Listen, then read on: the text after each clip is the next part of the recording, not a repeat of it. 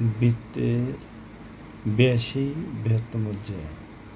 মনে করি ও কেন্দ্র বিশিষ্ট এ বি ডি সি একটি বৃত্ত। এ বি ব্যাস এবং সিডি ব্যাস ভিন্ন যে কোনো একটি জ্যা। প্রমাণ করতে হবে যে এ বি বৃহত্তর সিডি। অঙ্কন ও সি এবং ও ডি যোগ করি।